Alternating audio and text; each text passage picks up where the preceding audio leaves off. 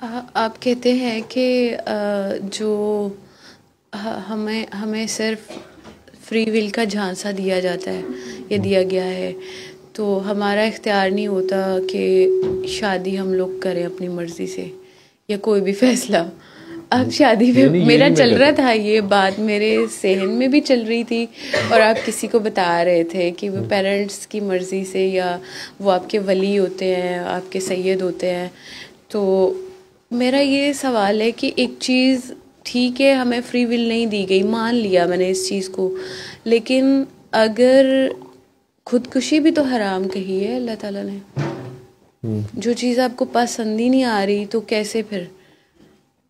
और ये जिस पे आप लोग ना, ये खुद से प्यार तो ना हुआ फिर? वही बात जिस तरह आप राजी बरज़ा को मिक्स कर रही हैं जी, उसी तरह ये फ्री विल का कॉन्सेप्ट, उसके बारे में जो बातें आप लोग कर रहे हैं जी, ये आप अभी काकी ने जबर और जी, कदर जी, की बात कर इन्होंने, रही, हाँ जी, ये इतनी बड़ी बड़ी बातें हैं, बड़े बड़े लोग इसके ऊपर खप गए और कई रांदा दरगाह हो गए, जिन्होंने कहते हैं राव बिरा हो गए, मुलहिद हो गए, रास्ता छोड़ गए या ख़राब हो गए या पागल हो गए। तो यूजुअली बात की खाल ना ही उतारी जाए तो अच्छी होती है। तो फिर बात जितनी सिंपल रखी जाए बेहतर होती है। एक्चुअली मैंने ये डिसीजन लेना था और मैंने आपकी वो राज़ी बरज़ा वाली वीडियो देख के खामोशी इख्तियार की और ख़ुद को बदलने की बहुत कोशिश की और मुझे ऐसा लगता है कि मैंने सरेंडर कर दिया। और इसलिए मेरे बाद में ये जहन में सवाल आया कि ख़ुदकुशी हराम है, इसलिए मैं आपसे ये सवाल किया है कि क्या मैंने सही डिसीजन लिया। हालांकि मुझे इस पे ये बताया भी गया कि जब एक बार दही जमा दो तो फिर बार बार झाँकते नहीं हैं कोई। मुझे नहीं पता बेटा कितने सबक तो कितने लानी पई है।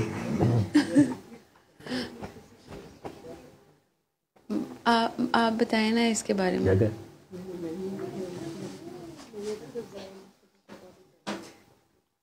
हाँ, वो कह रही है कि रज़ाए मुस्तफ़ा बाबा ने क्या बताया। मुझे क्या बताया? क्योंकि ये हो नहीं सकता कि उन्होंने आपकी इस सारी बातों पे ग्रूमिंग ना की हो, आंसर्स ना दिए। जी, वही बात मैं बता रही हूँ ना कि मुझे ये बताया गया है, लेकिन उसके बाद मेरे जहन में ये सवाल आया कि खुदकुशी हराम है। आपने बाबा भी कह रही हो, आपके पास उनकी बात के बाद सवाल भी आ रहे हैं, यही तो मसला है। इसलिए तो मैं कह रहा हूँ कि ये बाबा कहना बड़ा आसान होता है, इस पर कायम रहना बड़ा मुश्किल होता है, बहुत बड़ी बात होती है। तो ये बाबा एक ही है, ठीक है जी। लेकिन आप प्यार से उन्हें भी बाबा कह लो, मुझे भी कह लो, 100 बंदों को कह लो, लेकिन जब आपने बात माननी ही नहीं है फ़ायदा कोई नहीं है।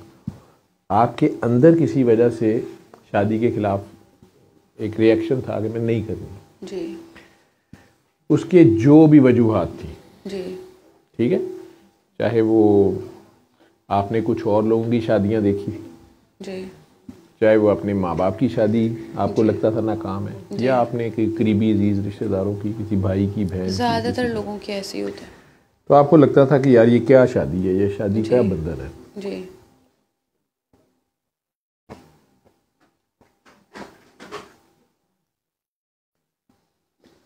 उसमें आप फ्री विल, राज़ी बरज़ा, वो सारा कुछ भी ला रहे हो। एक सोच, एक जंग आपके अंदर आ गई कि मैंने शादी नहीं करनी जी, और आपने हुई मंगनियां भी तोड़वा ली, कह रही हो, ठीक है। अब एक बात ये बताओ कि पाकिस्तान में या हमारे कल्चर में किसी लड़की या लड़के की मंगनी होना और उसके बाद उसका टूट जाना, कुछ अरसा रह जाए अगर, ठीक है, वो ऑलमोस्ट हमारे लोग ऐसे ही लेते हैं जैसे खुदा न खास्ता तलाक हो गई, ठीक है। और लड़की के केस में तो 2-3 जगह हो जाए तो बहुत ही ज़्यादा उसके अपने ख़ानदान के लोग उसकी जान अज़ाब कर देते हैं। लड़के की भी हो जाए तो होता है काम, लेकिन लड़की का ज़्यादा ही है। लेकिन बहरहाल लड़के की हो या लड़की की हो, वो ख़ुद भी और उसकी अपनी फैमिली भी बड़े शौक़ और चाव से और बड़ी मेहनत से कोई रिश्ता इंतखाब करते हैं और फिर फाइनलाइज करने के बाद कोई रसूमात भी होती हैं, मेहनत होती है। वो लड़की भी और लड़का भी अपने दोस्तों अहबाब में बता भी देता है कि मेरी मंगनी हो गई। आप जब इस पे कन्विंस ही नहीं थी तो आपको करवानी नहीं चाहिए थी, जब तक आप इस पे कन्विंस ना होते। दूसरी जगह हो रही है ये। ठीक है जी आपने तो जान के तोड़ दी क्योंकि आप कन्विंस नहीं थे। जी। वो उस लड़के का क्या कसूर है जो मेंटल ट्रॉमा में गया होगा, या वो जान के तोड़ देता इन्हीं ख्यालात के साथ, तो इस लड़की का क्या कसूर है? जैसे घर वालों का क्या कसूर है जो उस ट्रॉमा से गुजरेंगे? इमेच्योरिटी तो आपकी सोच में है। ठीक है ये आपको पहले सोचना चाहिए। जैसे उन्हें भी शायद ना पसंद आया हो, माँ बाप को कई बार अच्छा नहीं लगता या बच्चे को अच्छा नहीं लगता कि मैंने कह दिया कि यार तू पढ़ते 16 रही है ना, लेकिन अकल तेरे को 8वीं जमात जिनी नहीं है। इसी तरह आपकी PhD होने को है लेकिन मैट्रिक पास नहीं होगा। मैट्रिक पास जितनी जो सेंस चाहिए, क्योंकि ये दुनिया भी जिंदगी गुजारनी है आपने। मैं नाम पूछता हूँ, कई बार कहता हूँ पूरा नाम बताओ। इन चक्करों में इन बच्चों को नहीं डालता जो दुआ आगे करा रहे हैं, ये क्यों पूछता हूँ? ठीक इसी तरह कई बार कास्ट पूछता हूँ। कास्ट तो मैं मेनली सिर्फ इसलिए पूछता हूँ कि वो सादात में से तो नहीं है, क्योंकि सादात की निस्बत कभी मुझे होता है ये नहीं कि मैंने उन्हें कोई रिस्पेक्ट देनी, अल्लाह ने इज़्ज़त दी है, मैं कौन होता हूँ इज़्ज़त देने वाला, या मैंने क्या देना है उनको। लेकिन बहरहाल उनके रूहानी कुछ एक्सपीरियंसेस या उनकी रूहानी वारदातें, या पीछे अगर अब्बू तो सैयद नहीं थे, अम्मी सैयद थी, या पीछे नानी या अम्मी की दादी नानी सैयद थी कोई, वो इम्पैक्ट आगे आ रहा होता है कई बार, और वो समझ नहीं आ रही होती कि ये क्या है। वो मैं इसलिए पूछ रहा होता हूँ। ठीक है वैसे अभी मैंने रस्म करवा ली है बाबा। अभी मैंने रस्म करवा दी है, वो वीडियो देख के और बात रस्म करवा ली है जी, डिस्कशन सारी होने के बाद। चले बड़ी अच्छी बात है। तो लेकिन मुझे ऐसे अभी भी लगता है कि ये कोई बड़ा काम नहीं है जो मैं करने जा रही हूँ। लेकिन मुझे ये बताएं कि आपके नज़दीक बड़ा काम है क्या?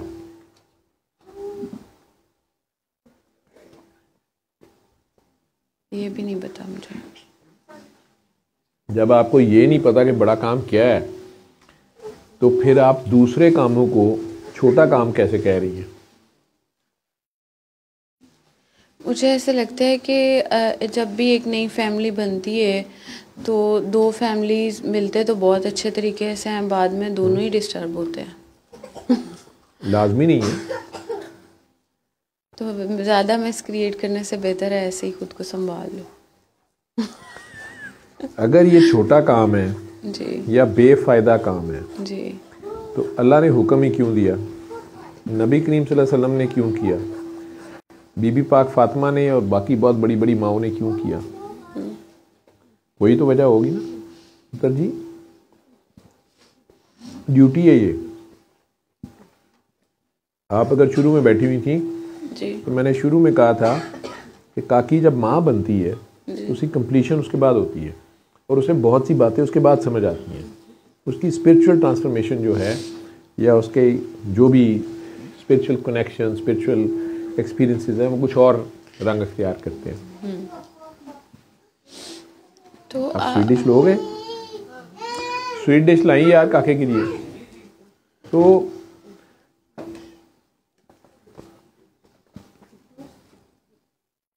इसी तरह ये ड्यूटी है। अब तो मुझे ऐसा लगता है ड्यूटी के मुझे काम मिल गया करने को, पहले नहीं था, अब मिल गया काम करने को कुछ।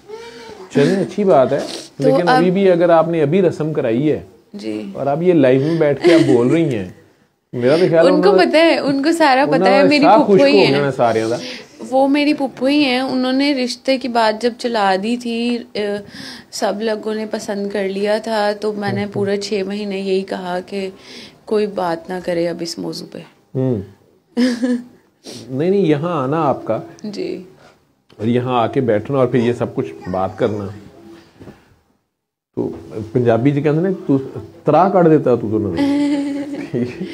तो अल्लाह खैर खैरियत रखे। खैर ठीक है।